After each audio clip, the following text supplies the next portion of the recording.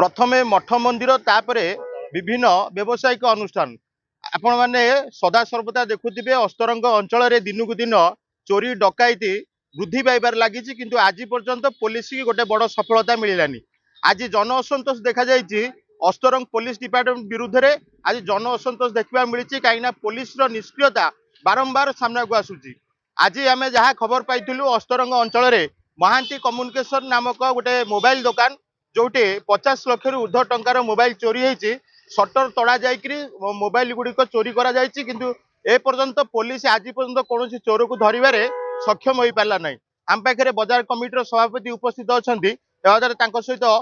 मतामत रखिया सी बाबद नहीं कौन कहते आज्ञा कौन कहे प्रथम मठ मंदिर एवं आप शुणी निकट में 3टी दुकान चोरी है आज गोटे दुकान 50 लाख रु ऊर्ध्व टंकार मोबाइल चोरी है बाबद कौन मतामत रखिए?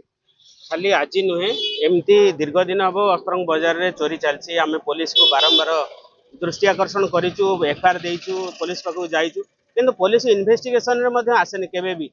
उल्टा पुल्टा कथबार्ता करे जदि एठी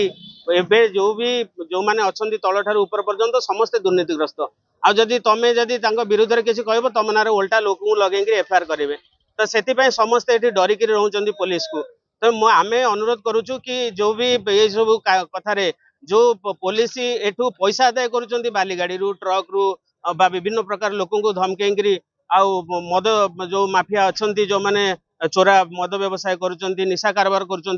पैसा आदाय कर बहुत क्षेत्र में देखा जाऊँगी किंतु जो जो कार्य जहाँ भी करने कथा लोक मानक जमती माने सुरक्षा देवा कथा सेटा ना तेणु घरे शोक पुलिस काम कर तेणु आमर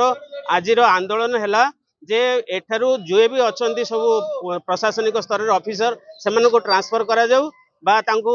उचित दंड दिया जाऊ आमे आज ठारू धारणा जारी रखिबू जे पर्यंत आम कथा शुणा न दृष्टि देखिए बर्तमान जो प्रशासनिक अवहेला को आपण देखुवे प्रथमे विभिन्न प्रकार मठ मंदिर लक्षाधिक टंकार जिनस चोरी होता तापर विद्यालय उपरे लोलुप दृष्टि पड़ला एबे अस्तरंग पेंठस्थली मुख्य बाजार उपरू रात्रि आसिक चोरी चोरी कर कलाकना बुलाई लक्षाधिक टंकार सामग्री चोरी कर कौ दृष्टि देखिए कौन पुलिस एपर्यंत कौन चोर कि डकैत को धरिया सक्षम हो पारुनी पछपटर किसी सन्देहजनक घटना रोचे ना अन्य कौन दृष्टि आप देखुं? दीर्घ 24 वर्षर सरकार परिवर्तन पर जो नूतन सरकार को ओडिशावासी दायित्व देले सरकार एकदम निष्क्रिय से प्रशासनिक स्तर में सबु जगार अराजकता तेणु एथिरे आ बेसी किसी कहबार आवश्यकता ना। कौन आपण व्यवसायिक जड़े भाई जड़े आज लक्षाधिक टंका हरई कौन दाबी रखिए चोर को धरवा पर्यंत बा सी न्याय पाइबा पर्यंत आम आंदोलन जारी रखिए। आपण कौन आशा रोचे बर्तमान अस्तरंग पुलिस लुटेरा को धरी पार